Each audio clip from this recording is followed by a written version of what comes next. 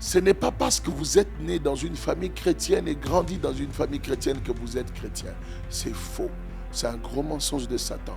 Ce n'est pas parce que vous avez dormi pendant des jours et des jours à l'église que vous êtes un chrétien.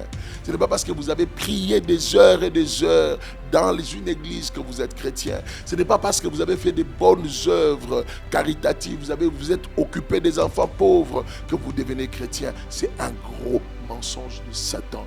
Vous devez naître de nouveau.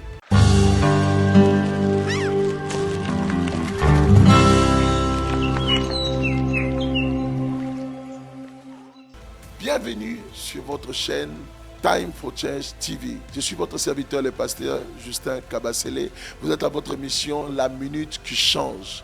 Que Dieu vous bénisse abondamment. Je viens dire à quelqu'un aujourd'hui, lorsque tu entends le son de ma voix, tu dois comprendre quelque chose de très important pour ta vie. Tu dois naître de nouveau. Il faut qu'il y ait un avant, il faut qu'il y ait un après. Ce n'est pas parce que tu fréquentes des chrétiens, ce n'est pas parce que tu vis avec des chrétiens, ce n'est pas parce que tu marches avec le pasteur. Tous les jours, tu marches avec le pasteur, tu soulèves la Bible du pasteur, tu cours avec le pasteur que tu es devenu un enfant de Dieu. C'est un gros mensonge de Satan. Tu dois naître de nouveau. Si tu n'es pas né de nouveau, si tu n'as pas donné ta vie à Jésus, si tu n'as pas fait cette confession de foi où tu dis au Seigneur Jésus, je te reçois comme le Seigneur et le Sauveur de ma vie, je te donne ma vie, je crois que tu es mort à la croix et que tu es ressuscité pour mes péchés, bien-aimé dans le Seigneur. Si tu meurs aujourd'hui, tu iras en enfer si tu n'as pas fait cette prière. Tu dois naître de nouveau. Cette prière a la capacité de changer complètement toute ta vie. Cette prière a la capacité de changer ton existence. Tes fréquences à l'église, ta proximité avec les choses de Dieu ne font pas de toi un chrétien. S'il n'y a pas un avant et il n'y a pas un après, tu n'es pas un enfant de Dieu. Tu n'es pas sauvé. Ton argent ne te sauvera pas. Les dîmes que tu as données, les offrandes, ça ne te sauvera pas. Ça ne te sauvera pas. Si tu meurs aujourd'hui, tu vis dans l'impudicité, tu vis dans le péché sexuel, tu vis dans la masturbation, tu trompes ta femme, tu trompes ton mari, tu vis dans n'importe, tu vas aller en enfer. Croyez-moi, l'enfer existe. Quel que soit ce qu'on t'a dit, sache que l'enfer existe. Et l'enfer, il n'y a pas de demi-mesure. Le moment où il faut travailler, c'est maintenant. Demande au Seigneur de changer ta vie. Donne ta vie à Jésus. J'aimerais prier pour quelqu'un qui veut prendre la décision de donner sa vie à Jésus après ce message.